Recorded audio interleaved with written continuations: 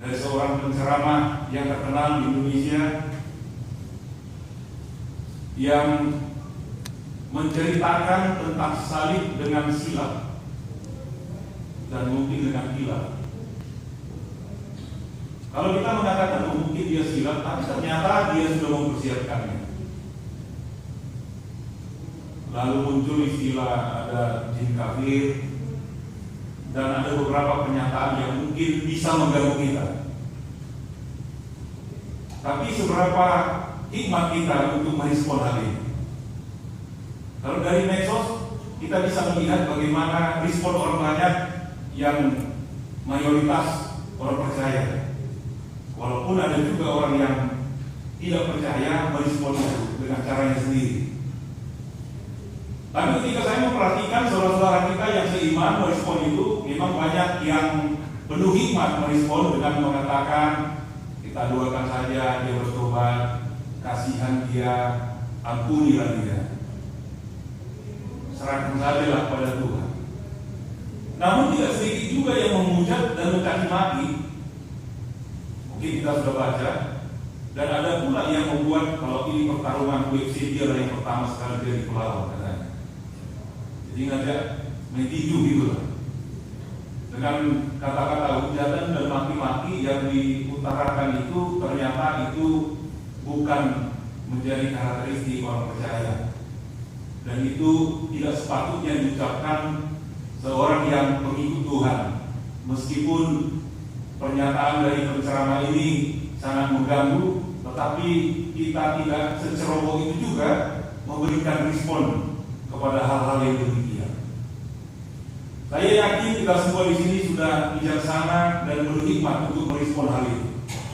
Karena kita tahu secara sederhana kita bisa meresponnya dengan mengatakan kalau si penceramah ini mengatakan demikian karena dia tidak tahu apa-apa tentang Tuhan.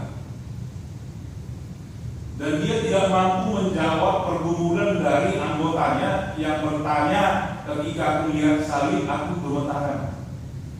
Dia tidak tahu kalau sudah ada kontak di sana, ada proses pertobatan di sana. Lalu dijawablah dengan sesuatu yang menurut pengertiannya itu benar, tapi menurut kita itu sesuatu yang tidak tepat. Kalau dia sudah melihat salib gemetaran, ya mungkin ada juga orang langsung membuat di postingan, berarti Dracula itu kan.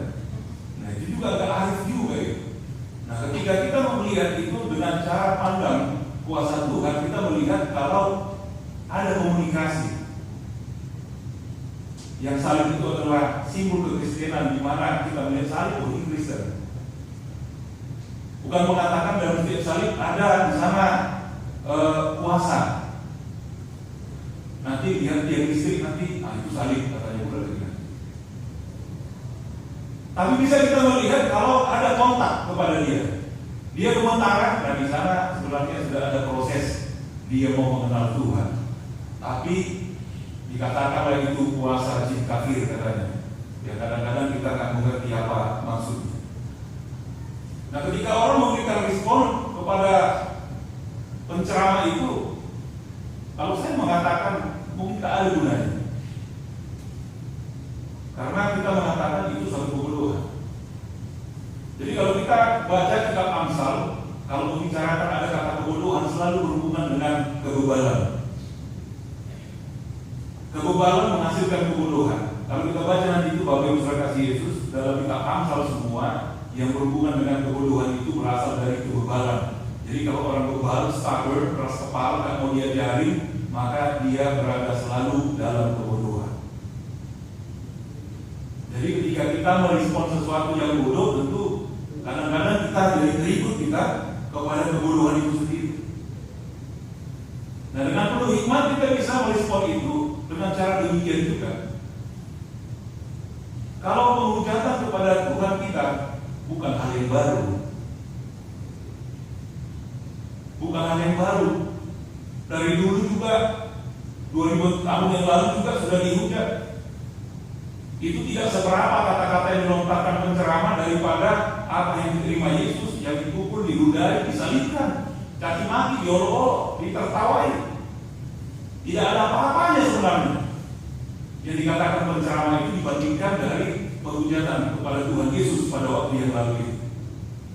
Itu sebabnya kalau dikatakan dalam 1 Korintus 1 ayat 18, kalau berita salib itu merupakan kebodohan bagi orang yang akan binasa, tetapi itu adalah kekuatan bagi kita di dalam Tuhan. Jadi mereka melihat itu suatu kebodohan karena apa? Karena mereka tidak tahu kebenaran, karena mereka belum mendapat pencerahan.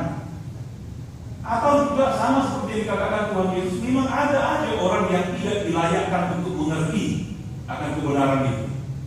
Jadi berbahagialah orang yang mendengar dan mengerti dan memelihara firman Tuhan. Nah, jadi ketika keluar dari kebodohan dan kita merespon juga, kadang-kadang kita bisa jadi sama seperti dia sendiri, dengan cara menyakiti lagi, memuja dia lagi, dengan cara ngajak dia berantem lagi. Nah, ini suatu kebodohan. Kalau dikatakan dalam Amsal 26 ayat 4, jangan engkau menjawab orang bebal di dalam kebodohannya, supaya jangan engkau sendiri sama seperti dia.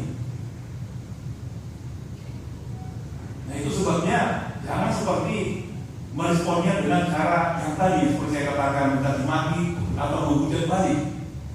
Dan itu tidak ciri khas orang yang beriman.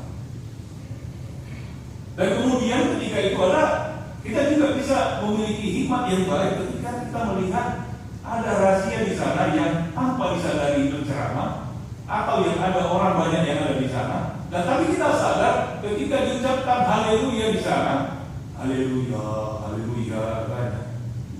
Itu haleluya, pujilah Tuhan.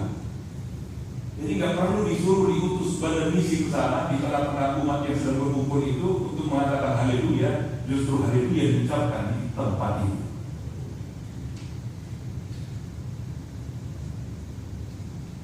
Itu yang tidak disadari. Kalau dikatakan dalam Filipi 1 ayat 15 dan Filipi 1 ayat 15 bahwa diberitakan hidup Kristus, ada orang memberitakan Kristus dengan maksud yang tidak baik karena dengki dan perselisihan. Itu tidak apa-apa. Ada juga yang memberitakan Kristus itu yaitu dengan alasan kepalsuan, tidak serius palsu, tapi harus mengatakan aku juga bersuka cita di sana. Sebab apa? Nama Tuhan diserukan di sana. Apakah dengan maksud palsu atau maksud dengan dengki atau karena perselisihan, tapi tetap haleluya diucapkan di sana. Nah, kita bisa memahami dengan cermat dan penuh hikmat kalau kita kasih Yesus ketika ada penceramah yang demikian. Dan dia tidak sadar kalau dia juga sudah menyuarakan puji Tuhan. Dan dengan ini juga saya melihat ada beberapa orang yang sudah agak malas ke gereja, yang sudah malas membaca firman, yang sudah malas memperhatikan kekristenan atau imannya, yang sudah larut di dalam kenikmatan.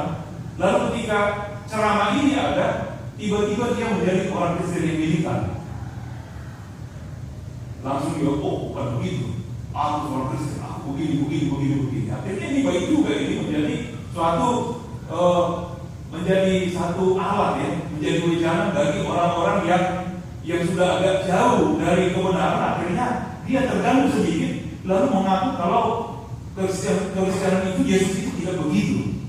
Jadi ada beberapa, saya melihat ada yang saya kenal ini nggak begitu memberikan perhatian kepada firman Tuhan, tetapi karena ada ceramah ini, jadi dia luar biasa membaca kita, mau menjelaskan dengan pengertiannya kalau apa yang dikatakan penceramah itu tidak benar. Jadi kalau dengan penuh hikmat demikian kita Bapak Ibu saudara kasih Yesus, kita bisa merespon sesuatu itu tidak dengan panik, tidak dengan seperti kebakaran jenggot istilahnya, tetapi dengan tenang. Dan itu adalah ciri khas orang yang beriman. Jemaat Tuhan kasih Yesus, itu hanya sebagian kecil yang terjadi dalam kehidupan kita. Masih banyak hal yang perlu kita pikirkan, masih banyak hal yang perlu kita akan katakan atau yang akan kita lakukan, yang semuanya harus kita landaskan dengan penuh hikmat. Dan kita membutuhkan hikmat dari Tuhan. Seperti kita lihat tadi bagaimana Raja Salomo ketika dia akan memulai tugasnya sebagai raja, dia pertama sekali meminta kepada Tuhan dalam doanya, yaitu hikmat dan pengertian dari Tuhan.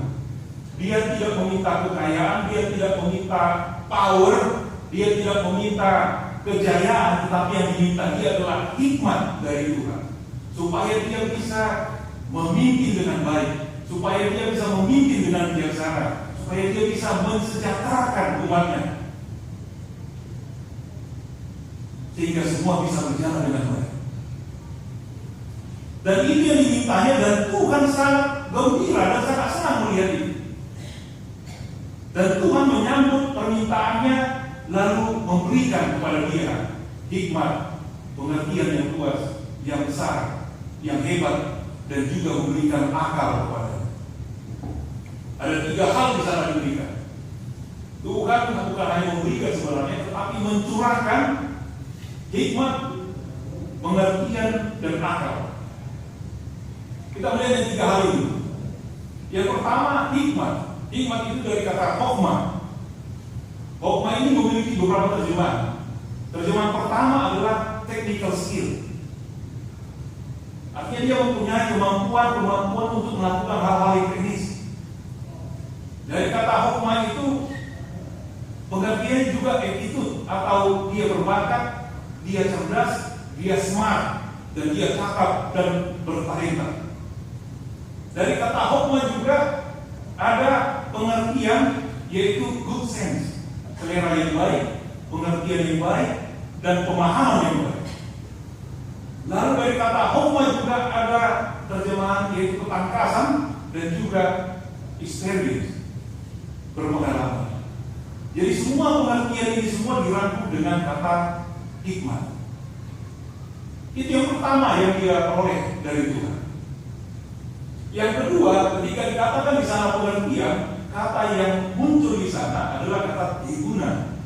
Hibuna artinya intelijen, intelektual, kecerdikan, pengetahuan yang luar biasa, dan pengertian di sana dikatakan tadi yang sangat tinggi. Berarti IQ-nya tinggi sekali.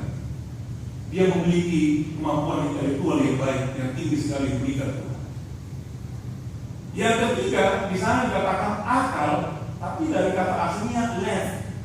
Dari situ kata lever juga, yaitu diberikan hati, diterjemahkan juga dengan mind atau pikiran. Jadi itu bagian paling mendasar dalam hidup kita, yaitu hati dan pikiran. Jadi 3-in-1 diberikan Tuhan kepada dia. Diberikan technical skill, kecerdasan, ketangkasan, the good sense, experience, intelektual, dan diberikan hati dan pikiran dan wawasan yang luas sekali. Komplit, lengkap sekali Bapak Ibu Saudara kasih Yesus. Tentu kita merindukan ketika hal ini juga kita peroleh dari Tuhan. Saya yakin kita sudah memiliki salah satunya, atau 2 dari 3, atau mungkin ketiga-tiganya sudah kita miliki Bapak Ibu Saudara kasih Yesus. Amin. Bapak Saudara, nah saya bilang, kita merindukan memiliki 3 hal ini. Dan 3 hal ini bisa dibuktikan, diimplementasi melalui Raja Salomo ketika dia memimpin umat, menyelenggarakan pemerintahan. Dia bisa memimpin dengan baik, memberikan kesejahteraan kepada bangsa Israel, dan mereka kaya, sejahtera, dan makmur. Di dalam kepemimpinan Raja Salomo juga dia bisa mengatasi banyak kasus-kasus dalam pengadilan. Dalam kepemimpinannya juga Raja Salomo dilayakkan Tuhan mendirikan bait suci selesai sampai penghabisan. Lalu dia juga berhasil mendirikan istananya. 2 hal yang sangat sentral dalam satu kerajaan, bait Allah dan istana raja. Istana raja dibangun selama 13 tahun. Nah ini disutakan 13 ini, 13 lagi. Nggak mengingatnya. 13 tahun didirikan. Dalam pemerintahannya juga, kalau Raja Salomo bisa menjadi seorang komposer, dengan 3.000 amsal dan 1.005 nyanyian. Kita nggak tahu nyanyian itu gimana sekarang. Mungkin tersirat dalam amsal-amsalnya, dalam kitab amsal itu sendiri. Dia ternyata komposer dan membicarakan, dia tahu tentang ilmu flora dan fauna. Dia tahu juga ilmu manajemen keluarga. Dia tahu belajar bahkan dari tentang binatang juga. Dia melihat bagaimana belajar Marguru mau misalnya serupa dulu, gitu kan? Belajarlah dari semut, hai pemalas. Dari semut aja dia bisa belajar. Dari pohon-pohon juga bisa belajar. Dari binatang juga bisa belajar. Itu sebabnya dia menarik semua apa yang ada di dunia ini, di mana semua bisa menjadi wejangan untuk belajar. Sehingga bertambah-tambahlah hikmatnya. Dan ternyata juga ketika dia memiliki hikmat itu untuk menata kerajaan sendiri, dia memiliki SOP yang baik di tengah-tengah kerajaannya. Dengan menata semua kerajaannya, letak furniture juga di kerajaannya juga terletak dengan baik sekali. Sampai Ratu Sheba datang. Apakah ini hikmatnya hanya perkataan saya? Ternyata tidak. Diimplementasikan dalam keadaan kerajaannya, rumahnya, semua rapi. Pekerjaannya rapi, pakaiannya rapi, letak dari kurban bakaran juga sangat rapi, sehingga apa yang dimilikinya, hikmatnya itu bisa dibuktikan di semua hal yang berhubungan dengan dia. Jadi kalau sudah sampai di kualitas itu, ini bukan sesuatu yang main-main lagi. Benar-benar mengimplementasikan hikmat itu dengan kesungguhan. Sebab totalitas hidupnya, segala yang berhubungan dengan dirinya adalah buah dari hikmatnya. Bapak Ibu saudara kasih Yesus, dia seorang yang sangat smart dalam segala sesuatu. Saya yakin kita semua juga menginginkan untuk menjadi yang smart dalam hidup kita, cerdas. Karena bagi kita, ya selamat datang bagi yang baru datang ke Singapura yang berkunjung. Kita tahu ada beberapa smart city di dunia ini. Bagi yang suka traveling mungkin ke Jepang atau ke Eropa atau ke Amerika, ada beberapa kota yang dijuluki smart city, di mana ini smart city, kota yang pintar, artinya setiap traveler itu tidak begitu kesulitan untuk pergi kemana-mana, fasilitas lengkap, informasi lengkap, dan fasilitas juga lengkap semuanya, sehingga membuat perjalanan itu begitu mudah. Itu ciri khas yang smart city. Dan mungkin kita memiliki smartphone sekarang. Saya ingat kalau kita punya mobile phone tahun 98 sampai sekitar 2002, itu masih belum dikatakan smartphone, tapi nggak dikatakan juga stupid phone. Tapi yang bisa hanya telepon, paling SMS dan radio, mungkin hanya itu saja. Game-nya juga black or white, nyala kuning, layarnya bersenang sekali. Layar biru handphonenya keren kali katanya. Hanya layar biru aja udah luar biasa dia punya handphone dari 77 ini. Terbatas, baca kitab susah, orang terbatas juga. Semua apa kemampuannya. Lalu sekarang ada smartphone, telepon pintar. Kenapa dia telepon pintar? Karena kita bisa memasukkan apa saja dalam smartphone kita. Kita bisa googling, kita bisa mendownload banyak aplikasi yang memberikan kemudahan. Bahkan informasi tentang dunia ini bisa dibuka hanya dengan smartphone yang ada di tangan kita. Dan kita bisa mengatakan, the world is in my mind, in my hand, di tangan saya. Aku sudah menggenggam dunia ini dengan smartphone yang ada di tanganku. Itu smartphone. Nah, lalu sekarang berkembang lagi dunia otomotif, ada smart key lagi. Smart key ini nggak perlu lagi kita men-starter mobil dengan memutar, masukkan kunci, nggak akan muncul lagi. Baru kadang diputar patah bulan lagi kuncinya. Sekarang smart key, kuncinya hanya di kantongnya aja, tekan aja. bertanya langsung. Membuat semuanya mudah. Smartphone membuat semuanya mudah. Smart city berjalan kita traveling dengan mudah. Remote control juga itu sebenarnya smart toy ya. Saya katakan itu ya seperti yang mainan juga yang pintar. Jadi Bapak Ibu kasih Yesus, sebelum ada remote control, yang menjadi remote control TV siapa?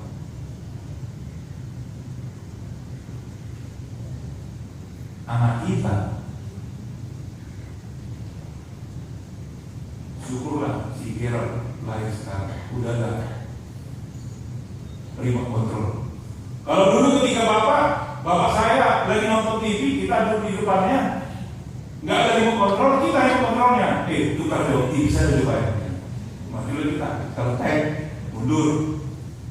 Nggak enak, pilih dia ada dulu. Buat dulu TV 2, TV 2. Kita maju, ngesok lagi tagnya, kita remote-nya. Pilih kartonis lah dulu. TV berapa? TV 3. Wah, itu ada pilih, putar lagi. Jadi anak kita lah dulu mungkin remote controlnya. Sekarang sudah ada remote control kan, supaya membuat semua lebih mudah. Jadi hidup kita juga begitu Bapak Ibu kasih Yesus. Hikmat yang kita miliki, kita dibentuk menjadi smart people. Artinya kita menjadi lebih mudah menjalani kehidupan kita. Kita bisa lebih mudah untuk memikirkan sesuatu. Kita bisa lebih mudah untuk mengatakan sesuatu yang baik. Karena kita penuh hikmat, jadi begitu mudah untuk mengatakan sesuatu. Ketika kita yang penuh hikmat, kita begitu mudah untuk melakukan sesuatu yang baik. Atau kita begitu mudah untuk tidak mengatakan sesuatu atau tidak melakukan sesuatu. Itu bagian hikmat juga. Nah, disinilah rahasianya yang bisa kita lihat bagaimana ketika kita menjadi orang yang cerdas, orang yang smart dalam konteks kehidupan kita, maka kita akan bisa menjalankan kehidupan kita dengan sederhana, dengan mudah, dan tidak complicated. Ini kebaikan hikmat ketika kita memperoleh hikmat kebijaksanaan dari Tuhan, terutama yang 3 hal tadi itu. Kalau kita sebagai orang tua yang berhikmat, kita akan rindu memiliki kemampuan untuk memimpin keluarga kita dengan baik. Dan kita rindu bagaimana mengembangkan ekonomi keluarga dengan baik. Dan kita juga akan mampu bagaimana membesarkan anak dengan baik. Dan kita juga akan dimampukan bagaimana seperti Raja Salomo, dia dengan hikmatnya juga bisa berinteraksi dan menjalin hubungan dengan negara lain, bangsa lain, dan bangsa lain datang dan suka kepadanya. Dan demikian juga kita, bagaimana kita mengembangkan masing-masing keluarga kita, membentuk keluarga kita, memiliki relasi yang baik ke keluarga-keluarga lain, sehingga keluarga lain suka sama kita, melihat kita. We have the magnetism, punya daya tarik. Jadi Raja Salomo daya tariknya luar biasa karena dia punya hikmat yang membenahi keluarganya dan dia dan kerajaannya, dan dia bisa memiliki daya tarik yang luar biasa dipancarkan ke semua bangsa. Dan demikian juga kita, dengan hikmat dari Tuhan kita bisa melakukan hal itu, dan orang melihat kita bahwa kita adalah keluarga yang baik. Kita memiliki jalinan yang baik sekali dan memiliki hubungan relasi kepada orang lain, kepada keluarga lain, kepada pribadi lain, dan itulah ciri khas orang yang berhikmat. Bagus kasih Yesus.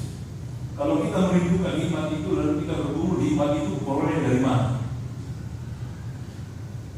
Hikmat itu peroleh dari mana? Yang pertama, hikmat itu diperoleh. Ini tidak ada tawar-tawar lagi. Kalau firman Tuhan yang menjadi sumber dari segala hikmat. Kalau dikatakan kita baca tadi dalam Efesus di sana dalam kitab Roma, dari dia, oleh dia, untuk dia.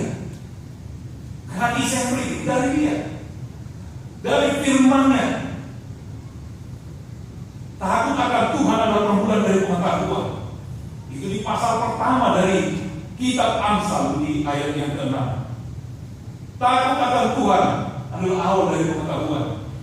Takut akan Tuhan menjadi fondasi, menjadi dasar dari kita ketika kita mau memperoleh hikmat yang lebih besar. Karena ketika dikatakan takut akan Tuhan adalah kita melakukan firman-Nya dan menjauhi larangannya. Artinya standarisasi yang diberikan Tuhan kepada kita hidup dalam kekudusan, kita melakukan kebaikan. Dan inilah ciri khas yang pertama orang yang berhikmat, dia melakukan yang baik. Orangnya benar-benar hidup di dalam Tuhan. Ini standar awal ketika orang memperoleh hikmat, membuka hubungan dengan Tuhan dengan baik. Ketika hubungan kita dengan Tuhan baik, maka kita ada komunikasi. Ketika hubungan kita baik dengan Tuhan, maka Tuhan akan mendengarkan permohonan permintaan kita untuk meminta hikmat-hikmat, kecerdasan, ketangkasan, keintelektualan, dan juga hati dan pikiran yang luas, yang lebih besar lagi dari Tuhan, sebagaimana Raja Salomo meminta kepada Tuhan. Karena ketika kita memiliki dasar dari firman Allah, berita Allah, ketetapannya, pesannya, dan hukumnya, lalu kita memiliki hikmat dan bijaksana untuk mengerti kehidupan. Kita cukup bijaksana, bahkan bisa dikatakan sangat bijaksana untuk bersyukur ketika kita berkelimpahan. Kita sangat bijaksana untuk bisa bertahan ketika kita berada di dalam penderitaan atau pergumulan. Kita cukup bijaksana untuk memberi sesuatu, membagikan sesuatu kepada orang lain, dan cukup bijaksana juga untuk menerima sesuatu dari orang lain. Kita cukup bijaksana atau sangat bijaksana mempermaklumkan kelemahan orang lain, dan kita juga bijaksana untuk menghargai orang lain. Semua itu dari mana? Dari firman Tuhan yang kita baca, yang kita dengar setiap hari. Jadi sumber yang pertama hikmat adalah firman Tuhan. Yang kedua adalah berjalan kehidupan kita itu melalui proses pendidikan. Pendidikan. Yesus juga mengajar. Dia disebut juga jelas kalau dia disebut juga seorang guru. Dia melakukan didakti juga, melakukan pengajaran, pendidikan. Kalau dari Amsal 23 ayat 12 dikatakan di sana, arahkanlah perhatianmu kepada didikan dan arahkan telingamu kepada pengetahuan. Jadi pendidikan dan pengetahuan ini satu paket yang harus dimiliki setiap orang. Memang hukum relativity mungkin berlaku di sini. Ada yang tahu banyak, ada tahu yang sangat banyak, ada yang mengetahui yang tidak begitu banyak. Tapi setidaknya dia memiliki pendidikan dan dia juga memiliki pengetahuan. Pendidikan ini bisa diperoleh dengan pendidikan formal, pendidikan informal, dan juga pendidikan non formal. Sehingga kita berpengetahuan.